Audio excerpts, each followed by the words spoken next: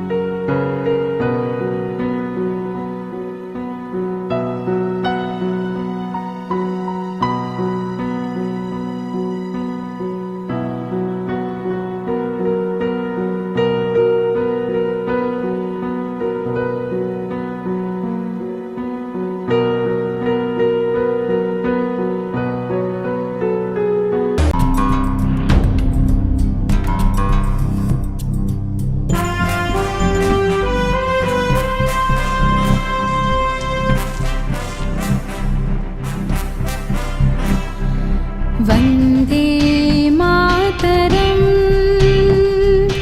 वन्दे मातरम् वन्दे मातरम् वन्दे मातरम् सुजलां सुफलां मलयज शीतलां सस्यश्यामलां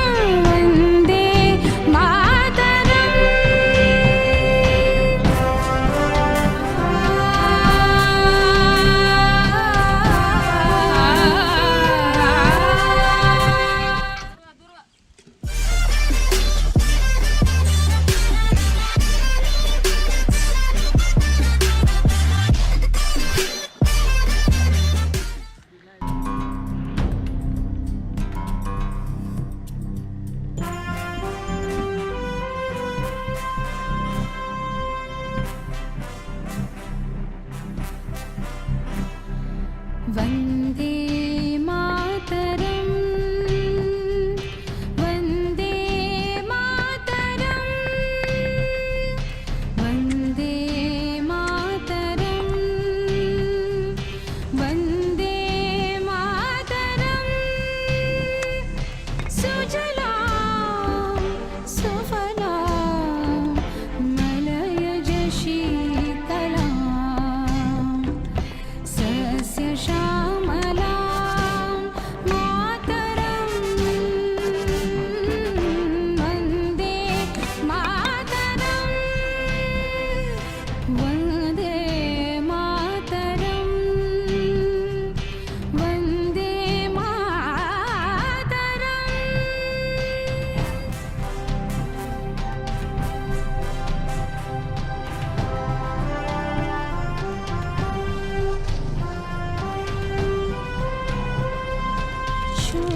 शुभ्रज्योत्स्नां पुलकितयामिनीं शुभ्रज्योत्स्नां पुलकितयामिनीं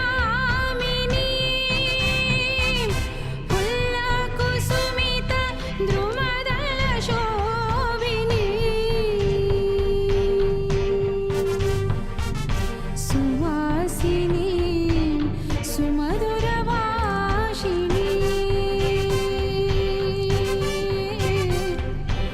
सुखदां वरदां मातरं वन्दे मातरम्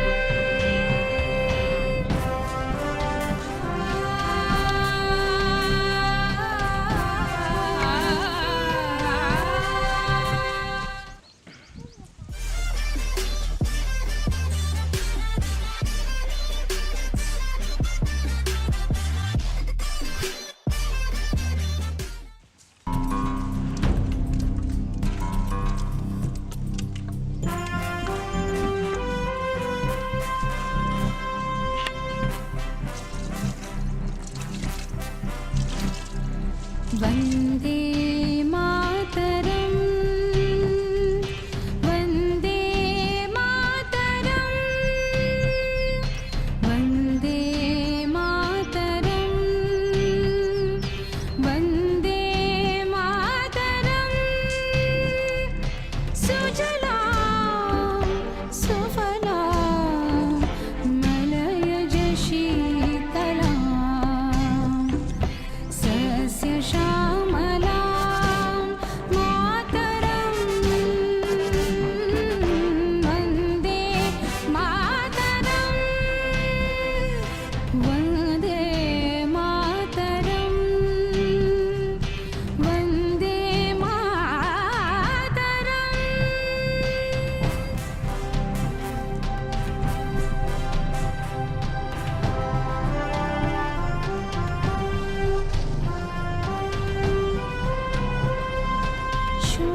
शुभ्रज्योत्स्नां पुलकितयामिनीं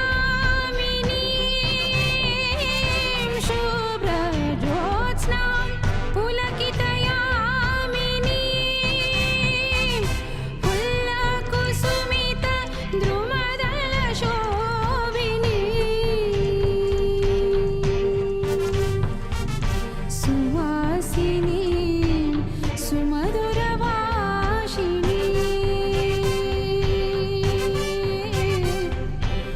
सुखदां वरदां मातरं Vande Mataram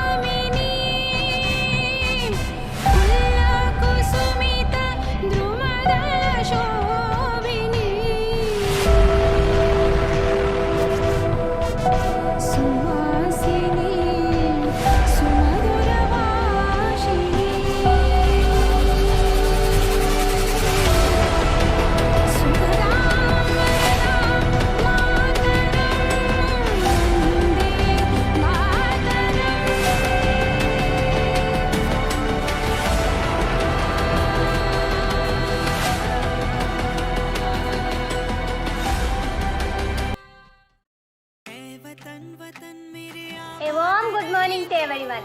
First of all, I would like to wish a very happy Independence Day to all. It is a national festival in India commemorating the nation's independence from the United Kingdom on 15th August 1947, the day when the provision of the 1947 Indian Independence Act, which transferred legislative sovereignty to the Indian Constitutional Assembly, came to effect. India retained King George VI as the head of the state. The reins control overhanded to the leaders of the country. India's gaining of independence was a thirsty with destiny, on the struggle for freedom was a long and tiresome one, witnessing the sacrifices of many freedom fighters who laid down their lives on the line. This August 15th holds a special place in the hearts of Indian public, as it was on this day in 1947 India gained freedom from the British rule. The 1947 Indian Independence Act, passed by the Parliament of the United Kingdom, partitioned British India into two new independent dominions of India and Pakistan. After 3 years, India declared itself a sovereign, democratic and republic state by adopting its constitution on January 26, 1950. It is also an occasion to remember the struggle and sacrifices of masses and leaders who freed India from the yoke of British colonial rule.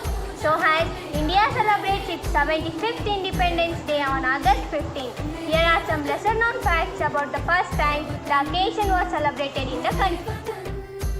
Indian independence was officially declared at the 5th sitting of the Constituent Assembly of India in the Constituent Hall, now the Parliamental House, on the intervening night of August 14th and 15th.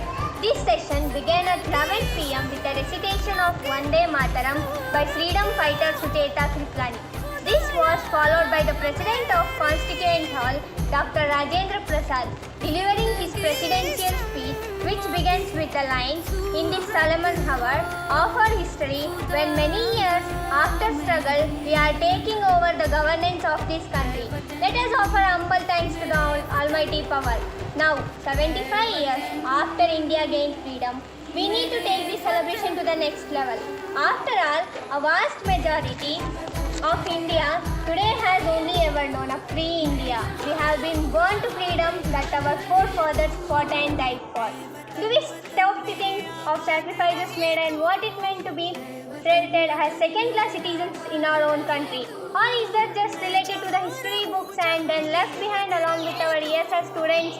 Do we make an attempt to carry that baton or does it lie unattended?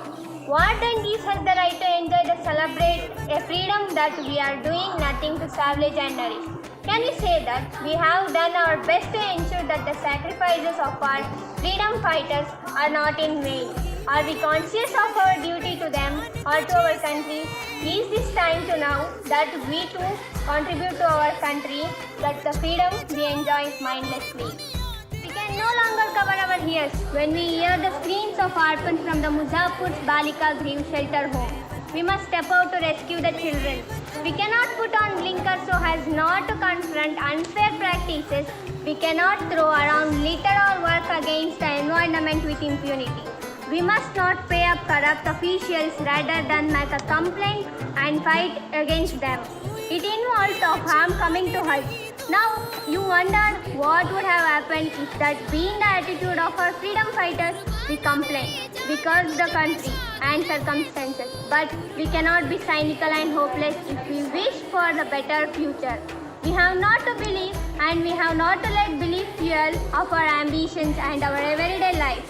Our freedom has to have backing of values and vision for the future, else it is nothing but a wild and dumb beast leading us nature. Just as we have personal goals and visions for our nation as well. Now, freedom can be enjoyed mindlessly. We also shoulder the responsibility that comes with it.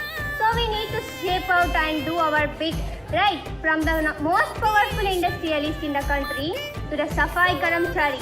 Working on the streets, everyone has job and a responsibility towards nation. We must ask ourselves how we are fulfilling that.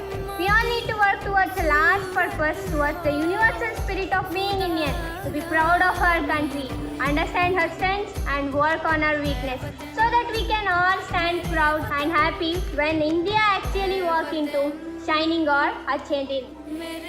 Now, as being an intermediate student, I want to share my experience on this COVID-19 lockdown and unlock for students' life.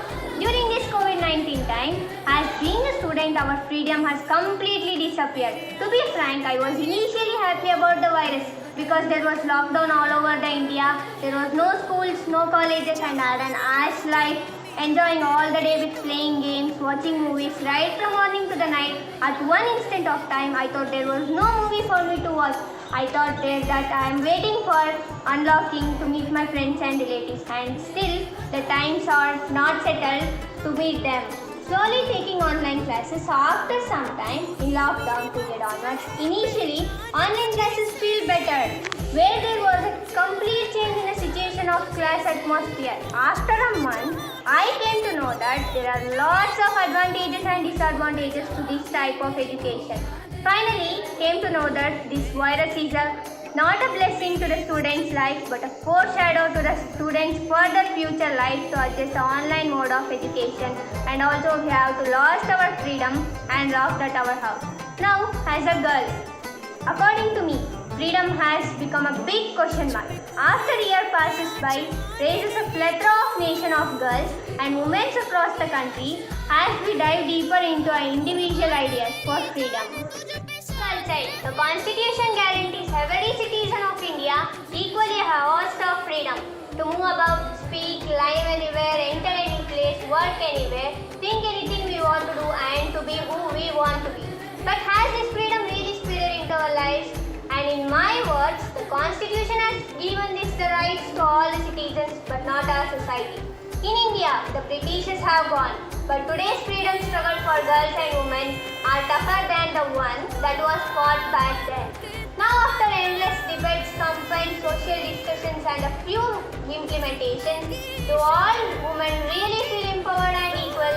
Why even after 75 years of independence, there is a need to discuss women's rights, which a certain section of women may have a platform to exercise their ability. Being physical freedom is not a matter of all or anything. Let us look the men and women equally. And at last, once again a very happy Independence Day to all. Let us salute the great nation on its Independence Day. I hope we all feel empowered and proud of our nation we were born to. Happy Independence Day. Thank you.